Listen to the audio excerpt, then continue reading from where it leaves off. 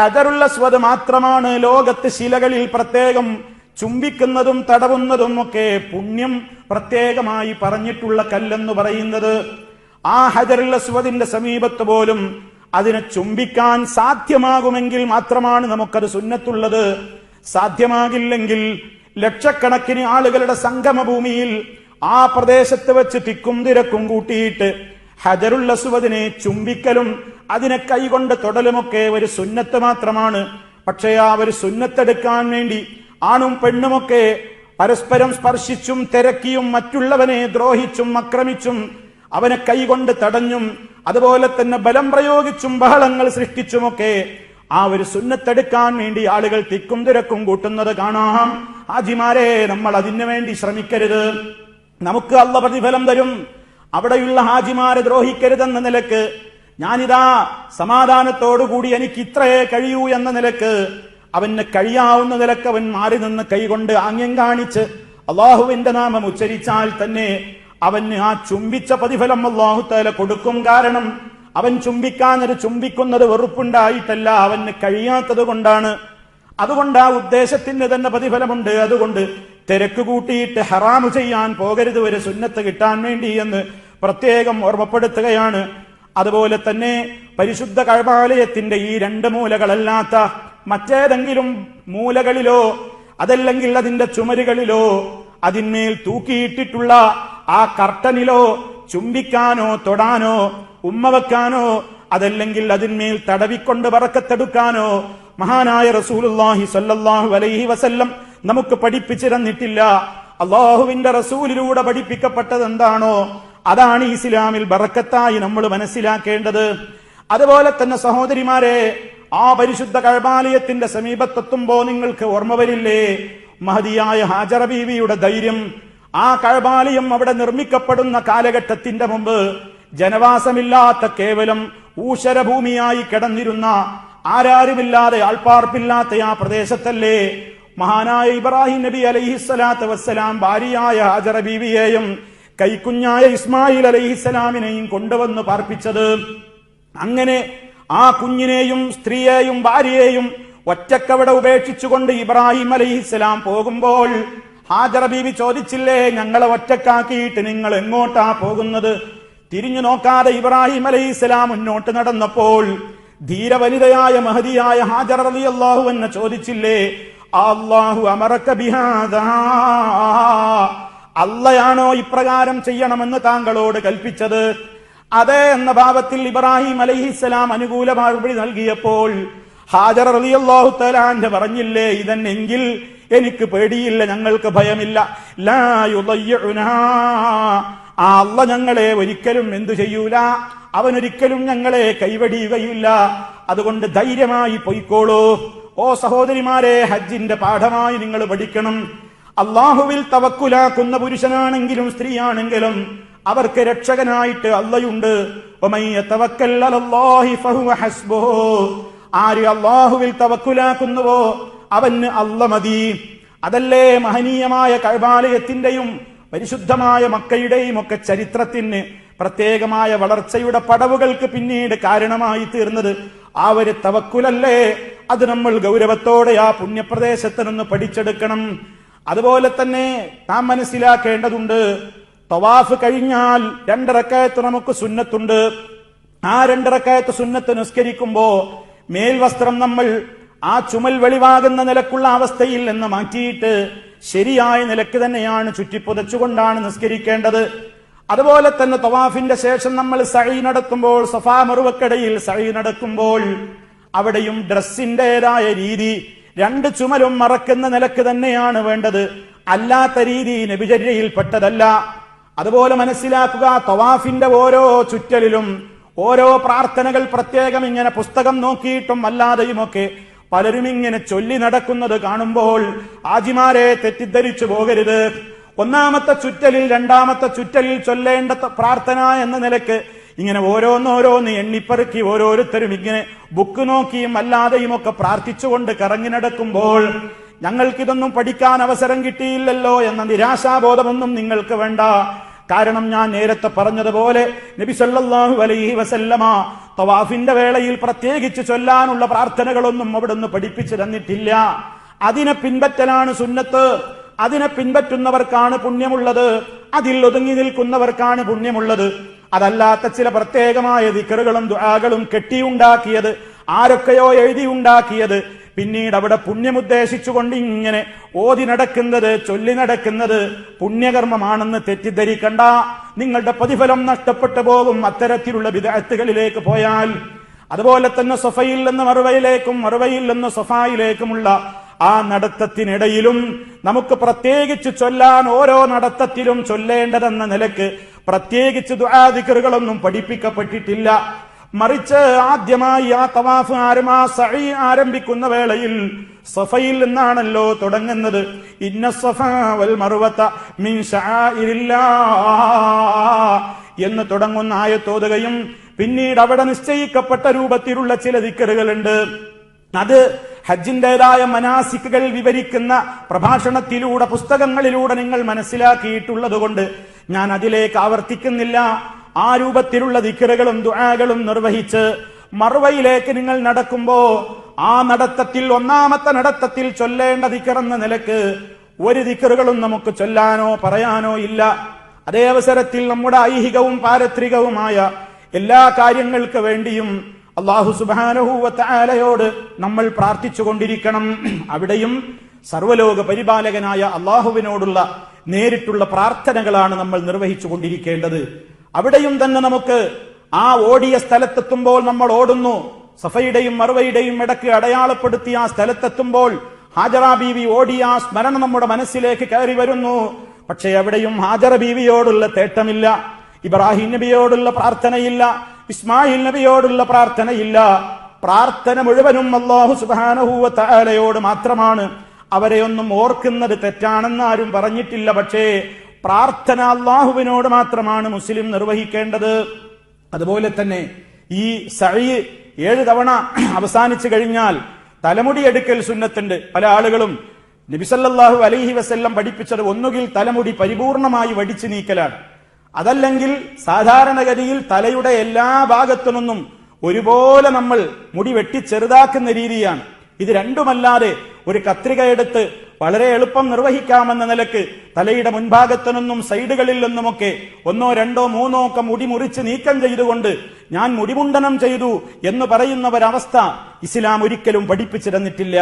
അതുപോലെ തന്നെ ഹജ്ജിന്റേതായ കർമ്മങ്ങളിൽ ഹജ്ജിന് പോകുമ്പോൾ ദുൽഹജ്ജ് 8 നമ്മൾ പുറപ്പെടുന്ന മിന, അതുപോലെ തന്നെ ദുൽഹജ്ജ് 9 നാം പോയി നിൽക്കുന്ന ലക്ഷക്കണക്കിന് ഹാജിമാര് ഒന്നിച്ചു നിൽക്കുന്ന അറഫാത്ത് മൈതാനം, അതുപോലെ തന്നെ രാത്രി താമസിക്കുന്ന മുസ്ദലിഫ, ശേഷമുള്ള ദിവസങ്ങളിൽ രാപ്പാർക്കുന്ന മിന, ആ മിനായുടെയും മുസ്ദലിഫയുടെയും അറഫാത്തിന്റെയും ഒക്കെ മലമടക്കുകളിലൂടെ പ്രാന്തപ്രദേശങ്ങളിലൂടെ ഹാജിമാര് കടന്നുപോയിക്കൊണ്ടിരിക്കുമ്പോ അവരുടെയൊക്കെ മനസ്സുകളിൽ പല ചരിത്രങ്ങളും കടന്നു വരികയാണ്. മഹാനായ ഇബ്രാഹിം നബി അലൈഹി സ്വലാത്തു വസ്സലാം അള്ളാഹുവിന്റെ കൽപ്പന പ്രകാരം പൊന്നോമനപുത്രൻ ഇസ്മായിലിനെ അറുക്കുവാനുള്ള തീരുമാനമെടുത്തുകൊണ്ട് അത് പറയുകയും അതിന് ഇസ്മായിൽ അലൈഹി സ്വലാത്തു വസ്സലാം അനുകൂലമായ മറുപടി നടത്തുകയും ചെയ്തതിന്റെ അടിസ്ഥാനത്തിൽ സ്വന്തം മകനെ ബലിയറുക്കുക എന്ന ഏറ്റവും വലിയ ത്യാഗത്തിന് പോലും തയ്യാറായ മണ്ണാണ് മിനായുടെ മലമടക്കുകൾ എന്ന് പറയുമ്പോ ആ കൃത്യമായ ഓർമ്മകൾ ഒരു വിശ്വാസിയുടെ മനസ്സിലേക്ക് കയറി വരും, ഒരു സംശയവുമില്ല. പക്ഷേ അവിടെയും സർവലോക പരിപാലകനായ റബ്ബിനോടാണ് പ്രാർത്ഥനകൾ മുഴുവനും. അവനെയാണ് ധാരാളമായി നമ്മൾ സ്മരിച്ചുകൊണ്ടിരിക്കുന്നത്, അവന്റെ പുണ്യമാണ് ഉദ്ദേശിക്കുന്നത്. മിനായിൽ വെച്ച് നബി സല്ലല്ലാഹു അലൈഹി വസല്ലം പറഞ്ഞതുപോലെ 5 നേരത്തുള്ള നിസ്കാരങ്ങളതാ 4 റക്അത്തുള്ള നിസ്കാരങ്ങളൊക്കെ 2 റക്അത്താക്കി ചുരുക്കി അതാതിന്റെ സമയങ്ങളിൽ 5 നേരമായി തന്നെ നിർവഹിക്കുന്നു. അതേ അവസരത്തിൽ അറഫാത്തിൽ വെച്ച് അവൻ ളുഹറും അസറും ഒന്നിച്ച് ജംആക്കിയും അതുപോലെ തന്നെ ഖസറാക്കിയും നിർവഹിക്കുന്നു. അവിടെ നിന്ന് സൂര്യോദയം നടന്നു കഴിഞ്ഞാൽ മഗ്രിബ് നിസ്കരിക്കാതെ മുസ്ദലിഫയിലേക്ക് പോവുകയാണ്. മുസ്ദലിഫയിൽ അവൻ രാത്രി താമസിക്കുകയാണ് നേരം പുലരുവോളം.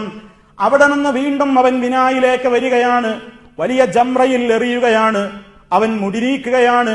ഇങ്ങനെയുള്ള ധാരാളം കർമ്മങ്ങളും അനുഷ്ഠാനങ്ങളും നടന്നുകൊണ്ടിരിക്കുന്ന മിനായും അറഫായും മുസ്ദലിഫയും.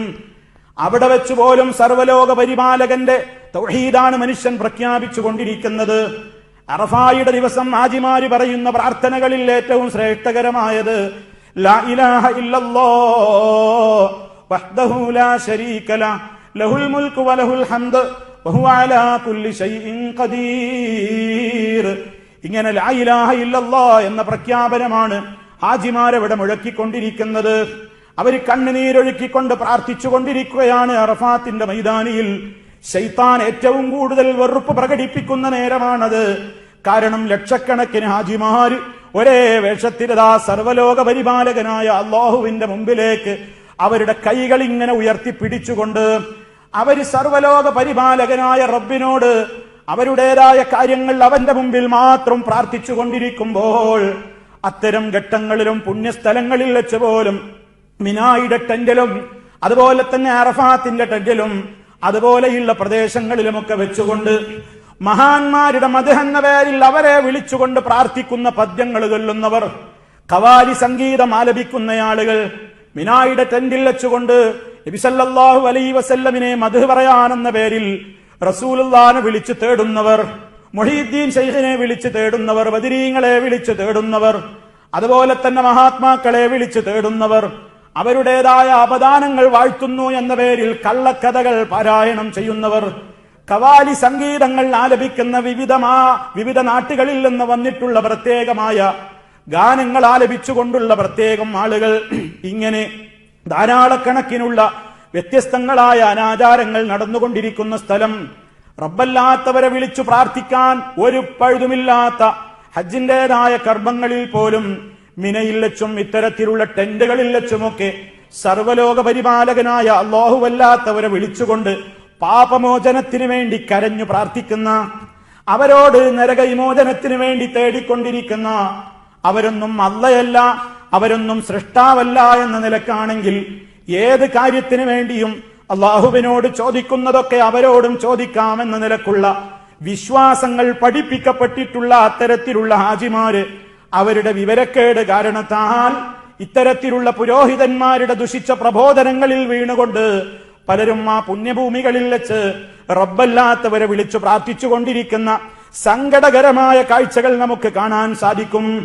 അതേ അവസരത്തിൽ മുത്തഖീങ്ങൾ മുഅ്മിനീങ്ങളതാ അവര് സർവലോക പരിപാലകനായ റബ്ബിനോട് അവരെ കരഞ്ഞു പറഞ്ഞുകൊണ്ടിരിക്കുന്ന ആ പ്രത്യേകമായ ദിവസം, അറഫാ ദിവസത്തിൽ അല്ലാഹു നരകാഗ്നിയിൽ നിന്ന് പാപികളായ ആളുകളെ മോചിപ്പിക്കുന്നത്ര മറ്റൊരു സമയങ്ങളിലും പാപികളെ മോചിപ്പിക്കുന്ന നരകത്തിയിൽ നിന്ന് ആളുകളെ മോചിപ്പിച്ചുകൊണ്ടിരിക്കുന്ന വേറെ ദിവസമില്ല എന്ന് നബി സല്ലല്ലാഹു അലൈഹി വസല്ലം പറയുമ്പോൾ അവിടെ കിട്ടുന്ന സമയങ്ങളൊക്കെ വെറുതെ ഒരിക്കലും നഷ്ടപ്പെടുത്താതെ ബിനായിലും അറഫാത്തിലും മുസ്ദലിഫയിലും ഒക്കെ കിട്ടുന്ന അവസരങ്ങൾ ലാ ഇലാഹ ഇല്ലല്ലാഹു വഹ്ദഹു ലാ ശരീക ലഹു ലഹുൽ മുൽക്കു വലഹുൽ ഹംദു വഹുവ അലാ കുല്ലി ശൈഇൻ ഖദീർ എന്ന തന്റെ തൗഹീദിന്റെ പ്രഖ്യാപനത്തിന് വേണ്ടിയും അതുപോലെ തന്നെ നബി സല്ലല്ലാഹു അലൈഹി വസല്ലമിന്റെ പേരിൽ സ്വലാത്തിനെ ചോദിച്ചുകൊണ്ടും ദിക്റുകളും ദുആകളും ഒക്കെ ധാരാളമായി വർദ്ധിപ്പിച്ചുകൊണ്ടുമാണ് പുണ്യഭൂമികളിൽ നമ്മൾ സമയം തള്ളി നീക്കേണ്ടത്.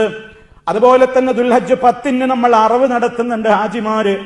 അതും പല ആളുകളും പല മസ്അലകളും പല ഫിഖ്ഹി മസ്അലകളും ഒക്കെ താങ്ങു പിടിച്ചുകൊണ്ട് അതിന്റെയൊക്കെ അടിസ്ഥാനത്തിലാണ് ഞങ്ങൾ ചെയ്യുന്നതെന്ന് പറഞ്ഞുകൊണ്ട് അള്ളാഹു നിശ്ചയിച്ചിട്ടുള്ളവരെ സമയമുണ്ട് നബിതങ്ങളിലൂടെ അത് ദുൽഹജ്ജ് 10 എന്ന് ആ വലിയ രൂപത്തിലുള്ള ജംറയുടെ മുമ്പിൽ പോയി ആ വലിയ ജംറയിൽ ഏറും നിർവഹിച്ചു കഴിഞ്ഞിട്ടാണ് അറവ് നടത്തേണ്ടതെങ്കിൽ ദുൽഹജ്ജ് 10 നടത്തേണ്ടുന്ന അറവ് ദുൽഹജ്ജിന്റെ മുമ്പുള്ള ദിവസങ്ങളിലേക്ക് 9-നും 8-നും 7-നുമൊക്കെ അറുത്ത് അതുപോലെ തന്നെ ആ മാംസം പാകം ചെയ്ത് ഭക്ഷിക്കുന്ന എത്രയോ ആളുകളെ നമുക്ക് പുണ്യഭൂമിയിൽ കാണാൻ സാധിക്കും. അവരെന്തിന് ഹജ്ജിന് പോയി?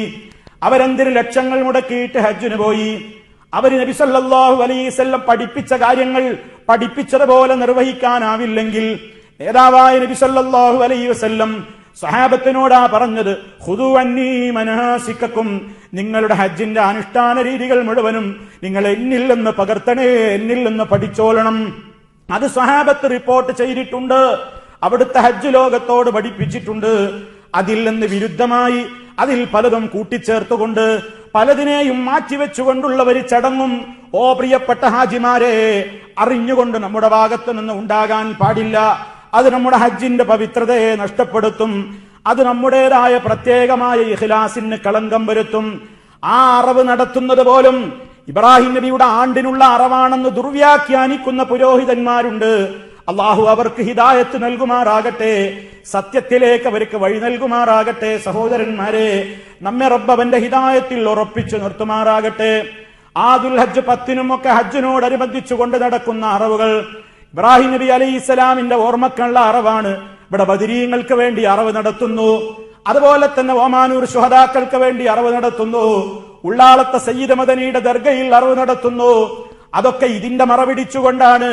അതിനൊക്കെ ഞങ്ങൾക്ക് ഇതാണ് തെളിവെന്ന് തട്ടിവിടുന്ന പല ആളുകളെയും കണ്ടേക്കാം. സൂക്ഷിക്കണം പ്രിയമുള്ളവരെ. ആ 10-ന് നടക്കുന്ന ഹജ്ജുമായി ബന്ധപ്പെട്ടുകൊണ്ട് നടക്കുള്ള അറവായിരുന്നാലും, ബലിപെരുന്നാളിന് ലോക മുസ്ലിമീങ്ങൾ നടത്തുന്ന ഉളുഹിയത്ത് എന്ന അറവായിരുന്നാലും, അതൊക്കെ റബ്ബിന്റെ പൊരുത്തം മാത്രം ഉദ്ദേശിച്ചുകൊണ്ടാണ്. ഇബ്രാഹിം നബി അലൈഹിസ്സലാമിന്റെ പൊരുത്തം ഉദ്ദേശിച്ചുകൊണ്ടുള്ള അറവല്ല. ഇസ്മായിൽ അലൈഹിസ്സലാമിന്റെ പൊരുത്തം ആഗ്രഹിച്ചുകൊണ്ടുള്ള അറവല്ല. ഹാജറ ബീവിയിൽ നിന്ന് ബറക്കത്ത് പ്രതീക്ഷിച്ചുകൊണ്ടുള്ള അറവുമല്ല. മറിച്ച് ഖുർആൻ പറഞ്ഞിട്ടില്ലേ, ഫസല്ലി ലിറബ്ബിക വൻഹർ, നീ നിന്റെ റബ്ബിന് വേണ്ടി മാത്രം നിസ്കരിക്കൂ, അവന് വേണ്ടി മാത്രം ബലിയർപ്പണം നടത്തൂ. നബി സല്ലല്ലാഹു അലൈഹി വസല്ലം പറഞ്ഞിട്ടുണ്ട്, ലഅനല്ലാഹു മൻ ദബഹ ലിഗൈരില്ലാഹ്, അല്ലാത്തവരുടെ പൊരുത്തം ആഗ്രഹിച്ചുകൊണ്ട്, റബ്ബല്ലാത്തവരിൽ നിന്ന് പുണ്യം ഉദ്ദേശിച്ചുകൊണ്ട് ആരെങ്കിലും മറവ് നടത്തുന്നുവെങ്കിൽ അവന് അള്ളാഹുവിന്റെ ശാപമുണ്ടാകട്ടെ എന്ന് കാരുണ്യത്തിന്റെ പ്രവാചകനായ മുഹമ്മദുർ റസൂലുള്ളാഹി സ്വല്ലല്ലാഹു അലൈഹി വസല്ലം ഓർമ്മപ്പെടുത്തിയിട്ടുണ്ട്. അതേ അവസരത്തിൽ ഉലൂഹിയത്തിന്റെ അവസരത്തിൽ ഇബ്രാഹിം നബി അലൈഹിസ്സലാം ഇസ്മായിൽ അലൈഹിസ്സലാമിനെ അറുക്കാൻ കൊണ്ടുപോയ ഒരു രംഗത്തിന്റെ ഓർമ്മയാണിതെന്ന് മനസ്സിൽ വരുന്നൊരു ശിർക്കാണോ? അല്ല. മറിച്ച് ഇബ്രാഹിം അലൈഹിസ്സലാമിന്റെ പൊരുത്തമോ ഇസ്മായിൽ നബി അലൈഹിസ്സലാമിൽ നിന്ന് പുണ്യം പ്രതീക്ഷിച്ചുകൊണ്ടോ അല്ല അറവ്. ഇത് അല്ലാഹുവിന്റെ 100% അവന്റെ പൊരുത്തവും അവനിൽ നിന്നുള്ള ബറക്കത്തും അവനിൽ നിന്നുള്ള റഹ്മത്തും അവനിൽ നിന്നുള്ള പുണ്യവും മാത്രം പ്രതീക്ഷിച്ചുകൊണ്ടാണ് പുണ്യഭൂമിയിൽ വെച്ച് ഹാജിമാർ അറുക്കുന്നതും മറ്റുള്ള പ്രദേശങ്ങളിൽ വെച്ച് ഹാജിമാരല്ലാത്തവർ അറുത്തുകൊണ്ടിരിക്കുന്ന ഇസ്ലാമിലെ ബലിയർപ്പണങ്ങളും എല്ലാം. അതൊക്കെ ദുർവ്യാഖ്യാനിച്ച് അവയിലേക്കൊക്കെ ജനങ്ങളെ തെറ്റായ വ്യാഖ്യാനങ്ങൾ നൽകിയിട്ട് ശിർക്കിലേക്ക് കൊണ്ടുപോകുന്ന ശ്രമങ്ങളെ തിരിച്ചറിയണമെന്നാണ് എനിക്ക് എന്റെ പ്രിയപ്പെട്ട ഹാജിമാരോട് സൂചിപ്പിക്കുവാനുള്ളത്. അതുകൊണ്ട് സുഹൃത്തുക്കളെ, ഹജ്ജുമായി ബന്ധപ്പെട്ട എല്ലാ ചടങ്ങുകളും തൗഹീദിൽ അധിഷ്ഠിതമാണ്, തൗഹീദിന്റെ പ്രഖ്യാപനമാണ്. മാത്രമല്ല മുഹമ്മദ് റസൂലുള്ളാഹി സ്വല്ലല്ലാഹു അലൈഹി വസല്ലമ പഠിപ്പിച്ചു തന്നിട്ടുള്ള ഓരോ ചര്യകളെയും കൂട്ടാതെ കുറക്കാതെ അംഗീകരിക്കാൻ ഞാൻ സന്നദ്ധനാണെന്ന പ്രഖ്യാപനമാണ് ഹജ്ജിലുടനീളം അവൻ നടത്തിക്കൊണ്ടിരിക്കുന്നത്. 7 തവണ ചുറ്റണം എന്ന് പറഞ്ഞാൽ അവൻ 8 തവണയാക്കില്ല, 6 ചുരുക്കുന്നില്ല. തവാഫ് അവൻ കൃത്യമായി അതേ എണ്ണം തന്നെ പൂർത്തിയാക്കുന്നു. എന്താ കാരണം? എന്റെ നേതാവ് അങ്ങനെയാണ് പഠിപ്പിച്ചത്, അതിൽ ഞാൻ ഉറച്ചു നിൽക്കുന്നു. അത് ജീവിതത്തിലേക്ക് മുഴുവനും നിങ്ങൾക്ക് സന്ദേശമാണ്. ഹാജിമാരെ, നബിതങ്ങൾ പഠിപ്പിച്ചയിടത്ത് നിൽക്കാൻ ഞാൻ സന്നദ്ധനാണെന്ന പ്രഖ്യാപനം. 7 വട്ടം ചുറ്റാൻ പറഞ്ഞാൽ ഞാൻ 6 8 വർദ്ധിപ്പിക്കുകയുമില്ല. സഫാ മർവക്കിടയിൽ 7 തവണ നടക്കാൻ പറഞ്ഞപ്പോൾ ഒരു ഹാജിയും അത് 6 ചുരുക്കുന്നില്ല, 8 വർദ്ധിപ്പിക്കുന്നുമില്ല. കാരണം നബി സല്ലല്ലാഹു അലൈഹി വസല്ലം പറഞ്ഞ എണ്ണം അങ്ങനെ തന്നെ സ്വീകരിക്കാൻ ഞാൻ തയ്യാറാണെന്ന മെസ്സേജാണ്, സന്ദേശമാണ്. പ്രായോഗികമായ രൂപത്തിൽ തന്നെയാണ് ഹാജിമാര് നിർവഹിച്ചുകൊണ്ടിരിക്കുന്നത്. അതുപോലെ തന്നെ അതാ ജംറകളിൽ എറിയുന്ന വേളയിൽ ആ കവരെ പ്രത്യേകമായി നിശ്ചയിക്കപ്പെട്ട പ്രത്യേക സ്ഥലങ്ങളിൽ 7 തവണ വീതം അവൻ കല്ലെറിയുകയാണ്. ആ കല്ല് മുസ്ദലിഫയിൽ വെച്ച് തന്നെ പെറുക്കിയെടുക്കണമെന്നും ആ കല്ല് പ്രത്യേകം കഴുകി ശുദ്ധിയാക്കണമെന്നുമൊക്കെ പല പ്രദേശങ്ങളിൽ നിന്നും വന്നിട്ടുള്ള ഹാജിമാര് തെറ്റിദ്ധരിക്കുന്നത് കാണാം. അത് ശരിയല്ല. നിങ്ങൾക്ക് എവിടെ വെച്ചും കല്ല് പെറുക്കാം. ആ കല്ല് പ്രത്യേകം കഴുകേണ്ട കാര്യമില്ല. 7 തവണയാണ് നിങ്ങൾ എറിയേണ്ടത്. ഓരോ തവണയും അള്ളാഹുവിന്റെ നാമമാണ് ഉച്ചരിക്കേണ്ടത്. ശൈത്താനാണ് ഈ നിൽക്കുന്നത് എന്ന രൂപത്തിൽ ശൈത്താനെ എറിയുകയാണ്. ബഡാ ശൈത്താൻ, ചോട്ടാ ശൈത്താൻ എന്നൊക്കെ പേര് പറഞ്ഞ്, വലിയ ശൈത്താൻ, അതുപോലെ തന്നെ ഒരു മീഡിയം ശൈത്താൻ, ചെറിയ ശൈത്താൻ എന്നൊക്കെ പറഞ്ഞ് എറിയുമ്പോൾ ചീത്ത പറഞ്ഞ് എറിയുകയും ഇസ്ലാം നിശ്ചയിച്ചിട്ടുള്ള എറിയാൻ നിർണയിച്ചിട്ടുള്ള ആ കടലമലിയോളം വലിപ്പത്തിലുള്ള കല്ലുകളേക്കാൾ വലിയ കല്ലുകൾ എടുത്തെറിയുകയും ചെരുപ്പുകളും കുടയുമൊക്കെ എടുത്തുകൊണ്ട് രോഷത്തോടുകൂടെ എറിയുകയുമൊക്കെ ചെയ്യുന്ന അനിസ്ലാമികമായ സമ്പ്രദായങ്ങൾ പുണ്യഭൂമിയിൽ കാണാൻ സാധിക്കുമ്പോൾ എന്റെ പ്രിയപ്പെട്ട സഹോദരന്മാര് തെറ്റിദ്ധരിക്കരുത്. അതൊക്കെ ഇസ്ലാമാണെന്ന് ധരിക്കരുത്. അതൊക്കെ വിവരക്കേട് കൊണ്ട് ആളുകൾ ചെയ്യുന്നതാണ്. നബി തങ്ങൾ പഠിപ്പിച്ച സമ്പ്രദായങ്ങളല്ല. മറിച്ച് ഒരു കടലമണിയോളം വലിപ്പമുള്ള കല്ലുകൾ അള്ളാഹുവിന്റെ നാമം ഉച്ചരിച്ചുകൊണ്ട് നിശ്ചയിക്കപ്പെട്ട സ്ഥലങ്ങളിലേക്ക് എറിയുകയും ദുആ ഇരക്കുകയുമാണ് ഇസ്ലാം പഠിപ്പിച്ചിട്ടുള്ളത്. അങ്ങനെ 7 എറിയാൻ കൽപ്പിച്ചയിടത്ത് 6 കല്ലെറിഞ്ഞാൽ പോരാ, 8 10 ഒന്നിച്ചെറിയാനും പാടില്ല. അവിടെയൊക്കെ നോക്കൂ, ഏതൊരു ഘട്ടത്തിലും എന്റെ നേതാവായ മുഹമ്മദുർ റസൂലുള്ളാഹി സ്വല്ലല്ലാഹു അലൈഹി വസല്ലമ പറഞ്ഞയിടത്ത് അനുസരണയുള്ള ഒരു കൃത്യമായ അള്ളാഹുവിന്റെ അടിമയായി നിൽക്കാൻ ഞാൻ സന്നദ്ധനാണ്.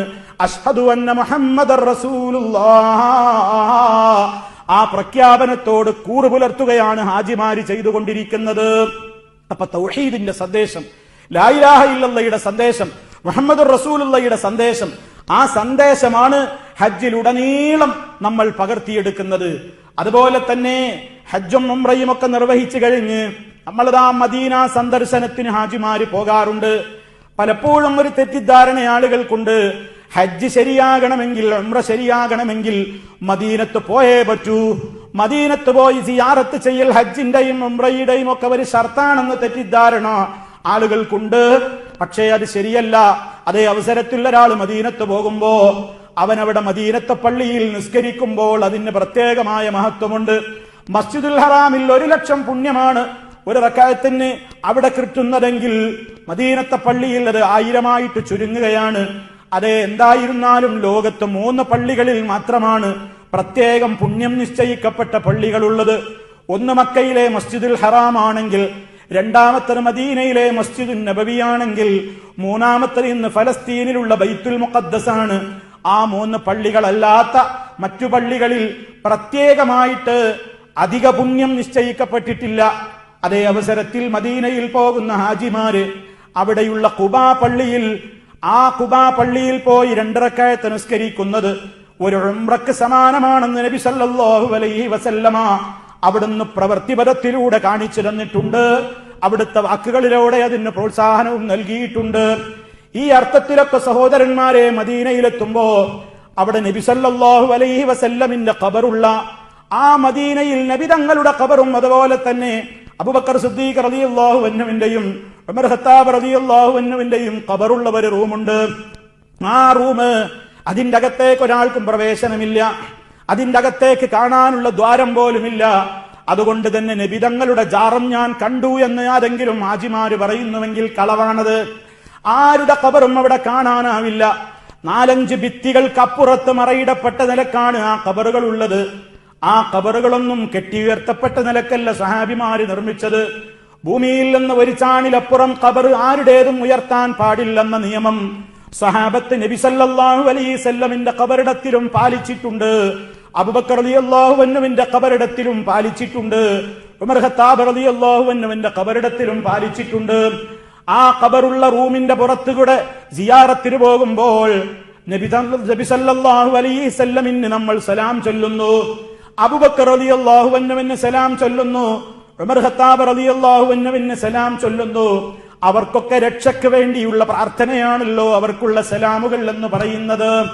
അവിടെയൊന്നും നബി സല്ലല്ലാഹു അലൈഹി വസല്ലമിനോട് പ്രവാചകരെ എന്നെ രക്ഷിക്കണേ, യാ റസൂലല്ലാഹ് എന്നെ കാക്കണേ, എന്റെ രോഗം ശിഫയാക്കണേ, എന്റെ ആഗ്രഹങ്ങൾ സഫലീകരിച്ചു തരണേ എന്ന് മദീനത്ത് പോയിക്കൊണ്ടോ അല്ലാതെയോ എവിടെയെങ്കിലും ഭാഗത്തു നിന്നോ നബി സല്ലല്ലാഹു അലൈഹി വസല്ലമിനെ വിളിച്ചുകൊണ്ട് സഹായം അഭ്യർത്ഥിക്കുന്ന പ്രാർത്ഥനയുടെ രീതി പാടില്ല.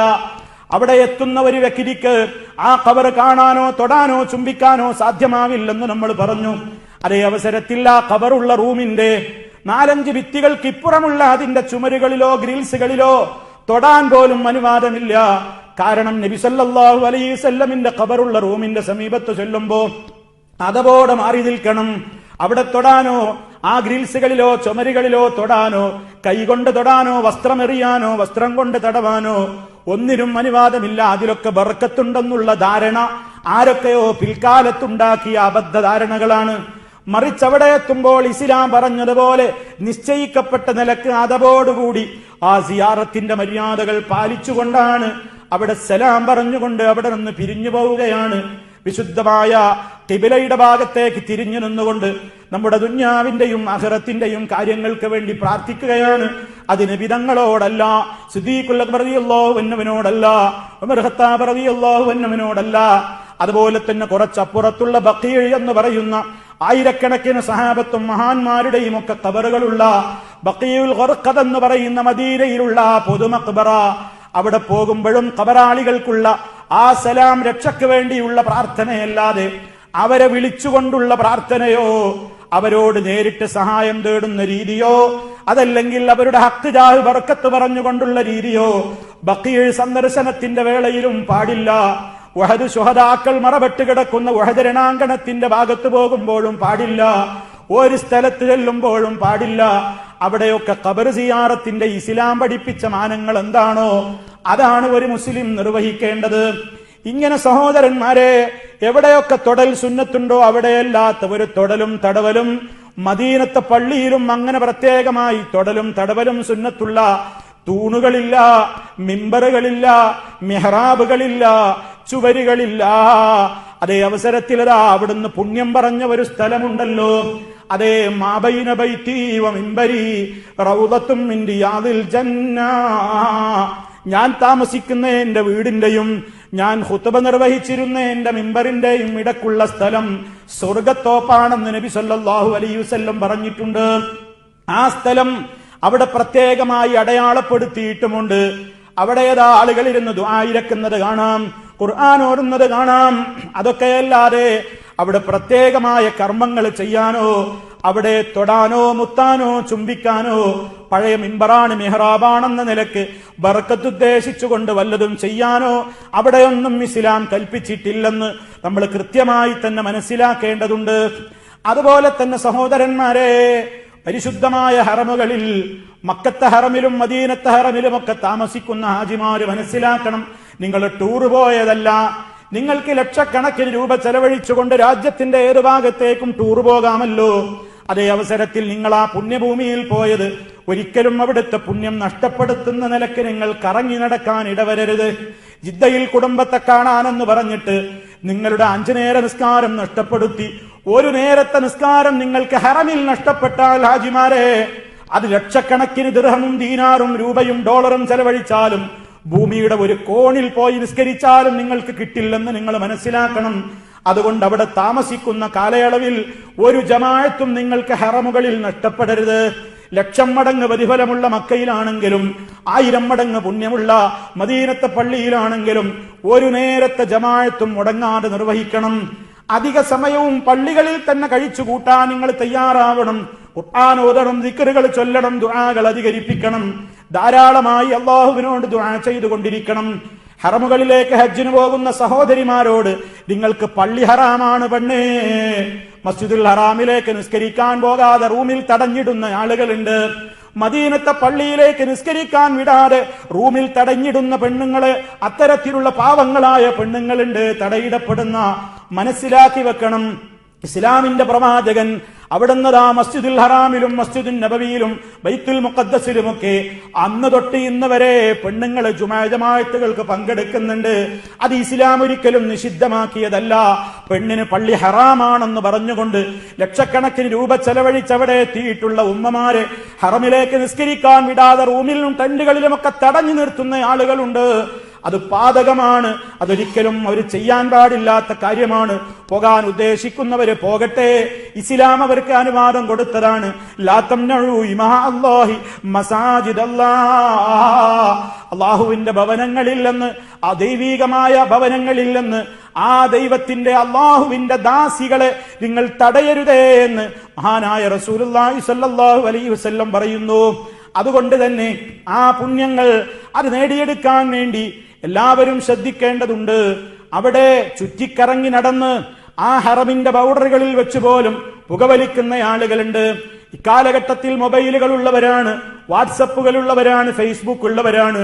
ഇങ്ങനെ തവാഫ് ചെയ്തുകൊണ്ടിരിക്കുമ്പോഴും സഈ നടത്തുമ്പോഴും അങ്ങനെ വിശുദ്ധമായ ഇഖ്ലാസോടെ നിർവഹിക്കേണ്ടുന്ന കർമ്മങ്ങൾ നിർവഹിക്കുന്ന നേരത്ത് പോലും മറ്റുള്ളവരെ കൊണ്ട് ഫോട്ടോ എടുപ്പിക്കുന്ന ആളുകൾ, സ്വയമായി കൊണ്ട് തന്നെ സെൽഫി എടുക്കാൻ വേണ്ടി തിരക്ക് കൂട്ടുന്ന ആളുകൾ, ശ്രദ്ധിച്ചോളണം. പുണ്യപ്രദേശങ്ങളിൽ നിങ്ങൾ അതിന് പോയതല്ല, നിങ്ങൾ ടൂർ പോയതല്ല. നിങ്ങൾ നിങ്ങളുടെ ഇബാദത്ത് മറ്റുള്ളവരെ കാണിക്കാൻ ഫോട്ടോ എടുത്ത് വാട്സപ്പിൽ സെൻഡ് ചെയ്യേണ്ടവരല്ല, ഫേസ്ബുക്കിൽ ഷെയർ ചെയ്യേണ്ടവരല്ല. നിങ്ങൾ സർവ്വലോക പരിപാലകനായ റബ്ബിന്റെ പൊരുത്തം മാത്രം ഉദ്ദേശിച്ചുകൊണ്ട് ലബ്ബൈക് അല്ലാഹുമ്മ ലബ്ബൈക് അല്ലാഹുവേ നിന്റെ വിളിക്കുത്തരം ചെയ്തുകൊണ്ടെന്ന് പറഞ്ഞ് ഇറങ്ങിത്തിരിച്ച ഹാജിമാരാണ്. അവന് വേണ്ടി മാത്രമാണ്. ആ നിലക്ക് നമ്മുടെ കർമ്മങ്ങൾ നഷ്ടപ്പെടുത്തുന്ന യാതൊന്നുമില്ലാതെ വളരെ കൃത്യമായി തന്നെ നമ്മുടെ ഇബാദത്തുകൾ അത് ഫലപ്പെടുന്ന നിലക്കായി തീരാൻ വേണ്ടി ശ്രദ്ധിക്കേണ്ടതുണ്ട്. മനമുരുകിക്കൊണ്ട് സർവ്വലോക പരിപാലകനോട് തേടേണ്ടതുണ്ട്. പുകവലിക്കുന്ന ആളുകൾ അവിടെ പോയിട്ട് പോലും പുകവലിക്കുന്നവരുണ്ട്. ഹറാമല്ലേ ആ സംഗതി? അതുപോലെ തന്നെ പുരുഷനെ സംബന്ധിച്ചിടത്തോളം അവന്റെ മുഖത്തുള്ള താടി വടിക്കുക എന്ന് പറയുന്നത് ഇസ്ലാം വിരോധിച്ചിട്ടുള്ള കാര്യമല്ലേ? അതുപോലും പുണ്യഭൂമിയിൽ വെച്ച് ഇതിനെ നിർവഹിച്ചു കൊണ്ടിരിക്കുന്ന ആളുകളില്ലേ?